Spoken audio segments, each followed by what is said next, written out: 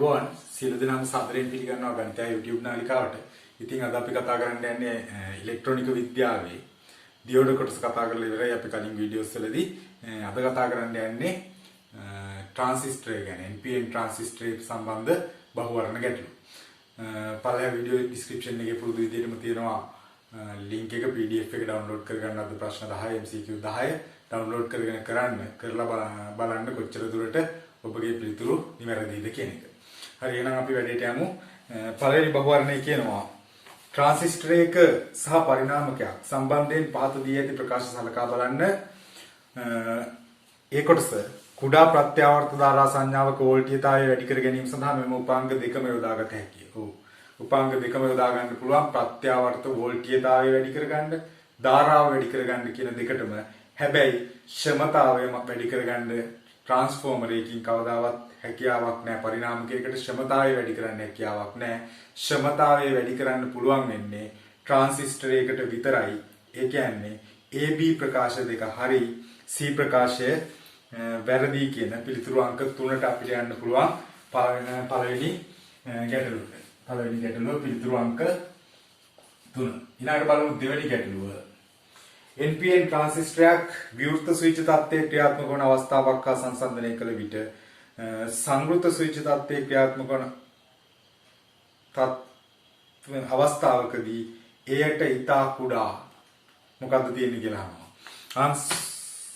Switch එක විදිහට ක්‍රියා කරනකොට මෙයා වැඩ කරන්නේ සම්ප්‍රයුක්ත අවස්ථාවේ සම්ප්‍රයුක්ත සහ කපාහරි අවස්ථා අතර දෝලනයක් විදිහට. කපාහරි අවස්ථා අතර දෝලනයක් විදිහට. සම්ප්‍රයුක්ත අවස්ථාවේදී අපි කියනවා ඔන් කරපු ස්විච් එකක් සංවෘත ස්විච් එකක් වගේ. කපාහරි අවස්ථාවේදී ඔෆ් කරපු ස්විච් එකක් විවෘත ස්විච් එකක් වගේ. සම්ප්‍රයුක්ත අවස්ථාවේදී ඔන් කරපු ස්විච් එකක් කියලා කියන්නේ VCE බිඳුවයි IC උපරිමයි. IC උපරිමයි. ඒ වගේම තමයි කපාහරි අවස්ථාවේදී VCE උපරිමයි IC බිඳුවයි. IC බිඳුවයි. එතකොට අපි දැන් අහන්නේ සංතෘප්ත අවස්ථාව ගැන. ඔන් කරපු ස්විච් එකක් සංවෘත ස්විච් එකක් විදිහට අවම වෙන්නේ VCE CE විභවාන්තරය කියන්නේ සංග්‍රාහක විමෝචක විභවාන්තරය. කලෙක්ටර් මීටර් වෝල්ටේජ් ඩ්‍රොප් එක තමයි වැඩිම වෙන්නේ. සංග්‍රාහක අඩුම වෙන්නේ සංග්‍රාහක විමෝචක වෝල්ටීයතාවය තමයි ඉතා කුඩා වෙන්නේ. පිළිතුරු අංක 5 නිවැරදි කියලා යන්න පුළුවන් අපිට දෙවැනි ගැටලුවට. ඊළඟට බලමු තුන්වෙනි ගැටලුව. තුන්වෙනි ගැටලුවේ කියනවා රූපේ දී ඇති පරිපතේ R යන විචල්්‍ය ප්‍රතිරෝධයක් වන අතර RC අචලාගයක් ඇත. R එමාගෙහිම පවතින විට ට්‍රාන්සිස්ටරය එහි උපරිමාගේ පවතින විට ට්‍රාන්සිස්ටරයේ ක්‍රියාකාරී ප්‍රදේශයේ නැඹුරු වී ඇත. R ක්‍රමයෙන් අඩු කරගෙන යන විට මොකද වෙන්නේ කියලා අහනවා. ඒ කොටස පාදම ධාරාව වැඩි වේ. අපිට පරිපතේ දීලා තියෙන්නේ මේ වගේ. උඩ තියෙනවා කලෙක්ටර් එක, මෙතන තියෙනවා එමීටර් එක, මෙතන තමයි බේස් එක තියෙන්නේ. බේස් එකත් එක්ක තමයි ඔය කියන R විචල්්‍ය ප්‍රතිරෝධය සම්බන්ධ කරලා තියෙන්නේ. මෙතන තියෙනවා RC කියන ප්‍රතිරෝධය සම්බන්ධ කරලා C අග්‍රේට උතන RC කියන ප්‍රතිරෝධය සම්බන්ධ කරලා තියෙනවා. දැන් එතකොට මෙතනින් VCC කියලා වෝල්ටීයතාවය දීලා තියෙනවා. මෙතනින් තමයි අපි C ගෙන් තමයි Vout වෝල්ටීයතාවය ගන්නෙ. මෙතන භූගත කරලා තියෙන්නේ. මෙතන භූගත කරලා තියෙන්නේ ප්‍රතිරෝධයක් නැතුව. දැන් අපෙන් අහනවා ක්‍රියාකාරී අවස්ථාවේ පළවෙනියටම තියෙන්නේ කියලා ගන්න කියනවා. ක්‍රියාකාරී ප්‍රදේශයේ තිබිලා මේ R ගේ ක්‍රමයෙන් අඩු කරනකොට R ගේ ක්‍රමයෙන් අඩු කරනකොට මෙයාගේ පාදම ධාරාව අනිවාර්යෙන් වැඩි වෙනවා. මෙතන විභවාන්තරය මෙතනයි අතර විභවාන්තරය අඩු වෙනවා. ඒ කියන්නේ මෙතන විභවය වැඩි වෙනවා. මෙතන B ගේ විභවය වැඩි වෙන නිසා පාදම ධාරාව ක්‍රමයෙන් වැඩි වෙයි කියන මේ ප්‍රකාශය හරි කියලා අපිට ගන්න පුළුවන්. ඊළඟට දෙවෙනි ප්‍රකාශය කියන්නේ සංග්‍රාහක ධාරාව අඩු වෙන්නේ නැහැ. ක්‍රියාකාරී ප්‍රදේශයේ තියෙනවා නම් අපි දන්නවා IC සමානයි බීටා IB අනුව IB වැඩි වුණොත් IC වැඩි වෙන්න ඕන. එහෙනම් B ප්‍රකාශය වැරදි. C ප්‍රකාශය කියනවා ප්‍රතිදාන වෝල්ටීයතාවයේ Vout අඩු වේ. Vout අඩු වෙනවා. අඩු වෙන්න හේතුව තමයි IC වැඩි වෙනවා. IB වැඩි වෙනවා. මෙතන විභවාන්තරය අඩු වෙනකොට මෙතන විභවය B ගේ විභවය VB වැඩි වෙන නිසා IB වැඩි වෙනවා. IB වැඩි වෙන නිසා IC වැඩි වෙනවා. IC වැඩි වෙනකොට මෙතන විභව අන්තරය වැඩි වෙනවා. එතකොට උපරිම විභවයේ තියෙන උඩ එයාට සාපේක්ෂව මෙතන අඩු වගයකට යනවා. C ප්‍රකාශය නිවැරදි V out අඩු වෙනවා. A සහ C පමණක් සත්‍ය වේ කියන පිළිතුරු අංක 5 අපිට ගන්න පුළුවන් තුන්වෙනි ගැටලුවට නිවැරදි පිළිතුර විදිහට. ඊළඟට බලමු හතරවෙනි ගැටලුව. හතරවෙනි ගැටලුවේ දීලා තියෙනවා පෙන්වා ඇති සිලිකන් ට්‍රාන්සිස්ටරය හරහා සපයා ඇති වෝල්ටීයතා VBE, VCB සහ VCE සංකේත වලින් නිරූපණය කරනු ලැබේ. ට්‍රාන්සිස්ටරයේ ක්‍රියාකාරී ප්‍රදේශය තුල ක්‍රියාත්මක කරලීමට නම් ට්‍රාන්සිස්ටරයක් NPN ට්‍රාන්සිස්ටරය ගැන තමයි අපි අපේ විෂය නිර්දේශය ඇතුලේ කතා කරන්නේ. NPN ට්‍රාන්සිස්ටරයක් ක්‍රියාකාරී තත්ත්වයේ තියෙන නම් BC සංදිය පෙර නැඹුරු වෙන්න ඕන. BC සංදිය පෙර නැඹුරු වෙන්න ඕන. ඒ වගේම තමයි BE සංදිය පෙර නැඹුරු වෙන්න ඕන. BC සංදිය පසු නැඹුරු වෙන්න ඕන. BE සංදිය පෙර නැඹුරු, BC සංදිය පසු නැඹුරු වුණොත් තමයි අපිට ගන්න වෙන්නේ එයා ක්‍රියාකාරී ප්‍රදේශය තුල පවතිනවා කියලා. එතකොට BC පසු නැඹුරුයි, BE පෙර නැඹුරුයි. දැන් අපිට දීලා තියෙන පරිපතේ මේ වගේ තියෙන්නේ E ලක්ෂය උතන තියෙනවා, C ලක්ෂය උතන තියෙනවා, B මෙතන. එතකොට සිලිකන් ට්‍රාන්සිස්ටරයක් කියන නිසා අපි දන්නවා සිලිකන් ට්‍රාන්සිස්ටරයක් ක්‍රියාකාරී ප්‍රදේශයේ තියෙනවා නම් VBE අනිවාර්යෙන් 0.7 වෝල්ට් වෙන්න ඕන සිලිකන් ට්‍රාන්සිස්ටරයක් නිසා. ජර්මේනියම් ට්‍රාන්සිස්ටරයක් නම් 0.3යි. මෙයා පෙර නැඹුරු දියෝඩයක් විදිහට වැඩ කරන ක්‍රියාකාරී අවස්ථාවේ B සංදිය පෙර නැඹුරු නිසා. ඒ නිසා VB 0.7යි කියන පිළිතුරු තුනක් තියෙනවා අපිට. පිළිතුරු අංක 2 3 අයින් කරන්න පුළුවන්. ඊළඟට BC සංදිය පසු නැඹුරු වෙන්න නම් BC පසු නැඹුරු වෙනවා කියන්නේ C ගේ විභවය B ට වඩා වැඩි වෙන්න ඕන. ඕකේ දීලා තියෙන අනිත් පිළිතුරු දිහා බලුවොත් පළවෙනි පිළිතුර අපිට ගන්න බෑ CB 0.7යි කියලාමයි දීලා තියෙන්නේ. එතකොට 0.7යි කියලා දීලා තියෙනකොට මෙතන CB 0.7යි කියන්නේ මෙතන බිඳුවක් වුණොත් කරලා බිඳුවක් කරොත් මෙතන 0.7යි මෙතන 1.4යි කියන එක. C ගේ විභවය වැඩි තමයි. හැබැයි ප්‍රමාණවත් ට්‍රාන්සිස්ටරයේ හොඳ ක්‍රියාකාරීත්වයක් තියාගන්න ඔය විභවය ප්‍රමාණවත් නැහැ. එතකොට අපිට ගන්න පස්වෙනි පිළිතුර කොහොමද ගන්න විදියක් නැහැ. පස්වෙනි පිළිතුරේ VCE බිඳුවයි කියලා තියෙන්නේ. එතකොට මෙතන බිඳුවයි කියන්නේ C ලක්ෂයේ විභවය අඩුයි. C ලක්ෂයේ විභවය අඩුයි කියලා කියන්නේ මෙයා පසු නැඹුරු නෙවෙයි පෙර නැඹුරු වෙනවා. ඒ නිසා 4 හෝ 1 කියන පිළිතුරු දෙක අපිට යන්න වෙන්නේ. 4 වෙනි පිළිතුර තමයි වඩාත් සාධාරණ පිළිතුර විදිහට ගන්න වෙන්නේ. මොකද පළවෙනි පිළිතුරේදී මෙතන ඩ්‍රොප් එක අඩුයි. 4 වෙනි පිළිතුරේදී VCB වෝල්ට් 5ක් කියලා VCE වෝල්ට් 5ක් කියලා දීලා තියෙනවා. කියන්නේ මෙතන බිඳුවයි නම් මෙතන වෝල්ට් 5ක් කියලා. එතකොට ප්‍රමාණවත් බැස්මක් තියෙනවා. මෙතන බැස්ම 0.7ක් වුණාට මෙතන බැස්ම ප්‍රමාණවත් බැස්මක් තියෙන්න ඕන ට්‍රාන්සිස්ටරයේ කාර්යක්ෂමව ක්‍රියාකාරී ප්‍රදේශයේ ක්‍රියාත්මක කරන්න. ඒ නිසා අපිට ගන්න පුළුවන් 4 වෙනි පිළිතුර නිවැරදි කියලා ප්‍රශ්නාංක 4. ඊළඟට පස්වෙනි ගැටලුව අහනවා පහත දී ඇති මූලාවයවක වලින් ක්ෂමතා වර්ධනයක් කළ හැකි එකම මූලාවයවකේ මම කලින් පළවෙනි MCQ එකේදී කිව්වා ක්ෂමතාවයක් වර්ධනය කරන්න පුළුවන් ට්‍රාන්සිස්ටරයකින් පමණයි. ඒ නිසා පිළිතුරු අංක 5 නිවැරදි කියලා අපිට ගන්න පුළුවන්. ඊළඟට 6 වෙනි ගැටලුව අපෙන් අහනවා රූප සටහනේ පෙන්වා ඇති කිනම් වක්‍රය මගින් NPN ට්‍රාන්සිස්ටරයක ප්‍රතිදාන ලාක්ෂණිකය දක්වයිද කියලා. NPN ට්‍රාන්සිස්ටරයක ප්‍රතිදාන ලාක්ෂණිකය කියලා කියන්නේ IC එක්ක VCE, IC එක්ක VCE සංග්‍රාහක විමෝචක වෝල්ටීයතාවය සහ සංග්‍රාහක ධාරාව කියන එක. ප්‍රස්ථාරය අපිට තීරයේදී හම්බ වෙනවා ඉඳලා පුරුදු වෙන්න ඕන. ඕම් ඔය වගේ ප්‍රස්ථාරයක් ඉන්නේ. අපි කියනවා ඔය ප්‍රස්ථාරයේ නිවැරදි පිළිතුර විදිහට 4 වෙනි පිළිතුර කියලා බාර ගන්නවා.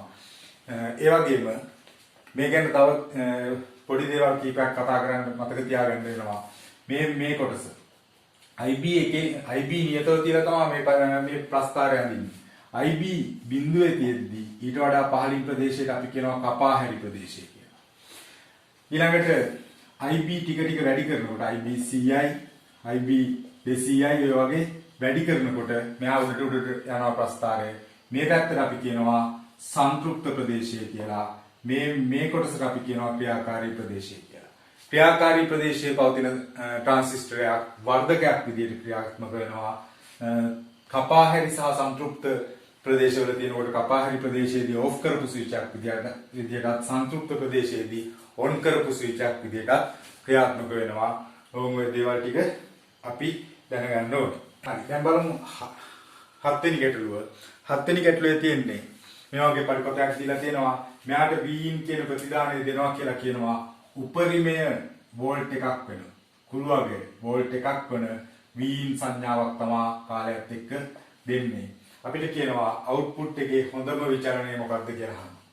පළවෙනිම දේ තමයි අනිවාර්යයෙන්ම ට්‍රාන්සිස්ටරය ක්‍රියාකාරී වීමට නම් ක්‍රියාකාරී තත්ත්වයේ පවතින නම් BE සංදිය පෙරනැගුරු වෙන්න ඕන. BE සංදිය පෙරනැගුරු වෙන්න ඕන. ඒ වගේම BC සංදිය පසුනැගුරු වෙන්න ඕන. BC සංදිය කියන්නේ මෙයා.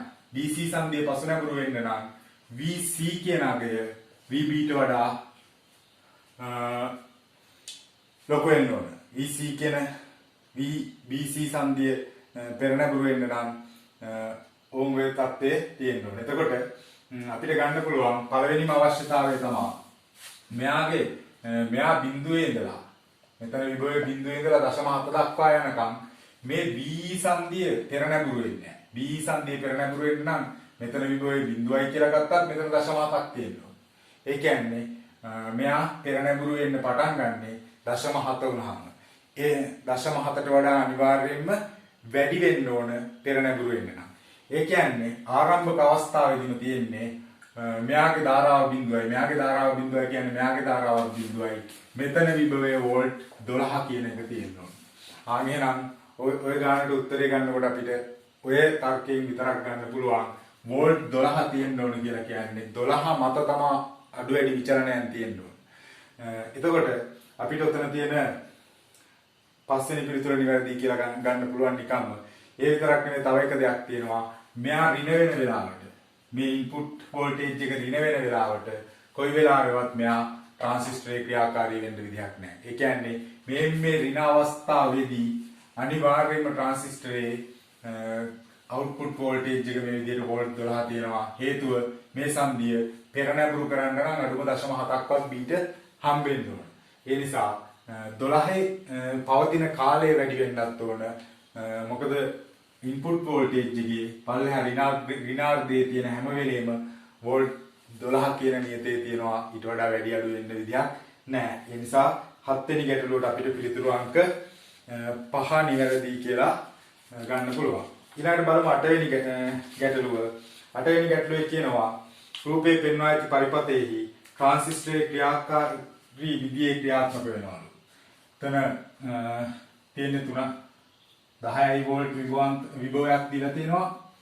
මෙතන තියෙනවා 3.3 කිලෝ ඕම් ප්‍රතිරෝධයක් කලෙක්ටර් එකට සංග්‍රාහකයට ඊළඟට විමෝචකයට 4.7 කිලෝ ඕම් වෝල්ටීයතාවයක් දීලා මෙතන තියෙනවා ඍණ 10ක වෝල්ටීයතාවයක් මේ පැත්ත පාදම භූගත කරලා තියෙනවා. එහෙනම් ට්‍රාන්සිස්ටරේ ක්‍රියාකාරී විදියේ ක්‍රියාත්මක වන අතර VB 0.6යි. VB 0.6යි කියලා කියන්නේ 8 වෙනි ගැටලුව අපි කතා කරන්නේ B ගේ විභවයේ බිඳුවයි. B ගේ විභවයේ බිඳුවයි කියන්නේ අනිවාර්යයෙන්ම මෙතන විභවය ඍණ 0.6ක් වෙන්න ඕන. මෙහා පෙරනැගුරු වෙන්න ඕන BE සංදිය. ඒ කියන්නේ මෙතන විභවයට වඩා මෙතන විභවයේ අඩු වෙන්න ඕන. B ගේ විභවය වැඩි වෙන්න ඕන E ගේ විභවයට වඩා. ඒ නිසා අනිවාර්යයෙන්ම මෙහා 0.6යි. මම දානවා 4.7 ප්‍රතිරෝධයට. අපෙන් අහන්නේ VCE CE කියන්නේ මෙතනයි අතර විභවාන්තරය ආසන්නකේ. මම දානවා 4.7 කිලෝ ඕම් ප්‍රතිරෝධයට V සමානයි IR. මේ පැත්තේ තමයි වැඩි ප්‍රතිරෝධය තියෙන්නේ. ඍණ 0.6 අඩු කිරීම ඍණ 10. විභවාන්තරය සමාන වෙන්න ඕන IE වරක් ප්‍රතිරෝධය 4.7 කිලෝ ඕම් වැඩි කිරීම 10 3යි. උතනින් ගන්න පුළුවන් 0.6 අඩු කිරීම ඍණ 10 කියලා කියන්නේ සුළු කරපුවාම වෙනවා 9.4 බෙදීම 4.7 වැඩි කිරීම 10 3යි IE. ඒ කියන්නේ දෙක වැඩි කිරීම 10 ඍණ 3යි ඇම්පියර්. එහෙම නැත්නම් මිලි ඇම්පියර් දෙකයි කියන විභව ධාරාව වෙනවා මෙයාගේ. ඒ වගේම අපි IB ඉතා කුඩා කියලා හිතුවොත් මෙයාගේ ධාරාවයන් නැති තරම් කියලා හිත ගන්න පුළුවන් ආසන්න අගයක් අහන නිසා. IB ඉතා කුඩා කියලා හිතුවොත් මේ ධාරාවමයි මෙයාගේ යන්නේ කියලා ගත්තා. ඉතින් මෙතනින් පල්ලෙහාට එන ධාරාවයි IC කියන ධාරාවයි මෙතනින් මේ පැත්තට එන IB කියන ධාරාවයි දෙක එකතු වෙලා තමයි මෙතනින් පල්ලෙහාට පයින්නේ. එහෙනම් IB ඉතා කුඩායි නම් මේ ධාරාව මෙයාට සමානයි කියලා ගන්න පුළුවන්. ආන් එතකොට මෙතන විභවය VC නම් අපිට VC හොයාගන්න පුළුවන්. මෙයාට දාන්න පුළුවන් V සමානයි IR 10 ඍණ VC සමානයි ධාරාව දෙක වැඩි කිරීම 10 ඍණ 3යි ප්‍රතිරෝධය 3.3 වැඩි කිරීම 10 3යි කිලෝ ඕම් විදිහට ආදේශ කරන්න ඕන. එතකොට එනවා 6.6 මේ පැත්තට ගත්තොත් 10 ඍණ 6.6 සමානයි VC. එතකොට එනවා 4.6යි වෝල්ට් කියලා VC 4.6යි වෝල්ට් කියලා එනවා. එහෙනම් මෙතන 4.6යි. දැන් අපි VCE හොයන්නේ. VCE කියලා කියන්නේ C ගේ විභවයෙන් E ගේ විභවය අඩු කරන්න ඕන. C ගේ විභවය 4.6 අඩු කිරීම ඍණ 0.6 කියලා ගන්න පුළුවන්. එතකොට එනවා 5.2කට ආසන්න උත්තරයක්. අපිට ගැටලුවේ 5.2 වගේ උත්තරයක් නැහැ. ඒ නිසා ආසන්න පිළිතුර අපිට 4 වෝල්ට් කියන උත්තරයට යන්න පුළුවන්. තුන්වැනි පිළිතුර නිවැරදි කියලා. හරි දැන් බලමු නවවෙනි ගැටලුව. අපිට දීලා තියෙනවා මේ වගේ පරිපථයක්.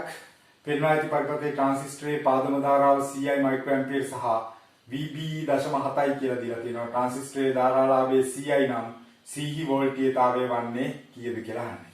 VB.7යි කියලා කියන්නේ මෙතන භූගත කරලා තියෙද්දි මෙතන විභවය 0.7යි වෝල්ට්. B සහ E අතර විභවාන්තරය අපිට දීලා තියෙන්නේ. ඊළඟට අපිට ට්‍රාන්සිස්ටරයේ දීලා තියෙනවා මේ මෙතන විභවාන්තරය හොයාගන්න පුළුවන්. මෙතන වෝල්ට් 5යි මෙතන 0.7යි කියලා කියන්නේ R ප්‍රතිරෝධයට අපි V සමානයි IR දැම්මොත් විභවාන්තරයේ 5 ඍණ 0.7 5 ඍණ 0.7 සමානයි IB වරක් R IB වරක් R ඔය පළවෙනි සම්බන්ධතාවය. ඊළඟට අපිට දීලා තියෙනවා ධාරාලාභයේ CI කියලා. ධාරාලාභයේ CI කියන එකෙන් අපිට හොයාගන්න පුළුවන් IC සමානයි බීටා IB දැම්මොත්. මම හිතන්නේ මේ විදිහට යනවට වඩා මේක ලේසි. IC සමානයි බීටා IB දැම්මොත් IC කියලා කියන්නේ අපි දන්නේ නැති අගයක් බීටා CI කියලා දීලා තියෙනවා. IB අපිට දීලා තියෙනවා CI මයික්‍රෝඇම්පියර්. CI වැඩි කිරීම 10 ඍණ 6යි. 10 ඍණ 2යි කියලා එනවා IC. එහෙනම් මේ 400 ඕම් ප්‍රතිරෝධයට V සමානයි IR දාමු. V සමානයි IR දාදී 5 ඍණ VC සමානයි ධාරාව 10 ඍණ 2යි R ගාගේ 400යි. බිංදු දෙකක් කැපිලා යනවා. එතකොට එනවා VC සමානයි 5 ඍණ 4 කියන්නේ වෝල්ට් 1යි කියලා එනවා VC. දැන් බලමු 10 වෙනි ගැටලුව. පරිපථයක ඇති નિયમિત පරිදි ක්‍රියාත්මක වන T1 T2 සිලිකන් ට්‍රාන්සිස්ටර් දෙකක් රූපේ පෙන්වා ඇත. T1 T2 ට්‍රාන්සිස්ටර් වල VCE අගයන් පිළිවෙලින් 0.1 වෝල්ට් 3යි වෝල්ට්. මම T1 ට්‍රාන්සිස්ටර් ඇඳ ගන්නම්. අඳින ගමන් මෙතන භූගත කරන්න. ඊළඟට T2 ට්‍රාන්සිස්ටරේ මේ T1 ට්‍රාන්සිස්ටරේ T2 ට්‍රාන්සිස්ටර් ඇඳ ගන්නම්. අදින ගමන් විමෝචකයේ භූගත කරගමු. දැන් අපිට දීලා තියෙනවා සිලිකන් ට්‍රාන්සිස්ටර් දෙකක් කියලා. සිලිකන් ට්‍රාන්සිස්ටර් දෙකක් නම් මෙතන විභවය බිඳුවක් කරනකොට මෙතන 0.7යි. මෙතන බිඳුවයි මෙතන 0.7යි. ඒ වගේම අපිට දීලා තියෙනවා VCE 0.1යි කියලා. ඒ කියන්නේ මෙතන බිඳුවයි නම් මෙතන 0.1යි. C සහ E අතර විභවාන්තරය. මෙතන 3යි කියලා දීලා තියෙනවා. දැන් කියන ප්‍රකාශ සල්කා බලමු. T1 අගය VBC ආසන්න වශයෙන් 0.6ක් වන අතර. ඔව් මේ B මේ C VBC කියලා කියන්නේ VB ඍණ VC. VB 0.7යි VC 0.1යි. 0.6යි වෝල්ට් කියලා එනවා VBC ආසන්න වශයෙන් 0.6ක් වන අතර BC සංදිය ඉදිරි නැඹුරුව පවතී. ඔව් BC සංදිය ඉදිරි නැඹුරුව තමයි තියෙන්නේ. B ගේ විභවය C ගේ විභවයට වඩා වැඩි. B ගේ විභවය වැඩි නිසා BC සංදිය පෙර නැඹුරුයි. එහෙනම් පළවෙනි පිළිතුරම අපිට නිවැරදි පිළිතුර විදිහට ගන්න පුළුවන්. ඒ වගේම ට්‍රාන්සිස්ටරයක් සම්බන්ධයෙන් අවස්ථා තුනක් තියෙනවා. අවස්ථා තුනේදී සංදිවල පිහිටීම ගැන මතක තියාගන්න. පළවෙනි එක තමයි ක්‍රියාකාරී අවස්ථාව. දෙවෙනි අවස්ථාව තමයි කපාහැරි අවස්ථාව. තුන්වෙනි අවස්ථාව තමයි සංතෘප්ත අවස්ථාව. සංතෘප්ත අවස්ථාව. ඔය අවස්ථාවවලදී B සංදියේ සහ BC සංදියේ සහ BC සංදියේ හැසිරීම ගත්තොත් ක්‍රියාකාරී අවස්ථාවේදී BE සංදිය පෙර නැඹුරුයි. BC සංදිය පසු නැඹුරුයි. කපාහැරි අවස්ථාවේදී BE සංදිය පෙර නැඹුරුයි. BC සංදියත් පෙර නැඹුරුයි. සංතෘප්ත අවස්ථාවේදී BC සංදිය සහ BE සංදිය කියන දෙකම පසු නැඹුරු අවස්ථාවේ තියෙන්නේ. BE සංදිය පෙර නැඹුරු වෙනවා කියන්නේ B ගේ අගය V ඊට වඩා ලොකුයි. B ගේ අගය V ඊට වඩා ලොකුයි. ඊළඟට BC සංදිය පසු නැඹුරු වෙනවා කියලා කියන්නේ VC අගය VB ට වඩා ලොකුයි. එයාගේ තමයි විභවය වැඩි පසු නැඹුරු වෙනවා. කපාහැරි අවස්ථාවේදී ඊටන් රූපව සම්බන්ධ කරගන්න පුළුවන් අපිට. එහෙනම් ඔන්න ඔය ටික මතක තියාගන්න ඕන ට්‍රාන්සිස්ටර් ගණන් හදද්දී. හරි අද MCQ 10 කතා කරලා ඉවරයි. එහෙනම් අලුත් වීඩියෝ එකකින් හම්බෙමු. channel එක subscribe කරලා තියාගන්න. දිගටම අපි MCQ කරගෙන යන දැන් MCQ 400කට ආසන්න ප්‍රමාණයක් කතා කරලා ඉවරයි. සියලු දෙනාටම සුබ දවසක්.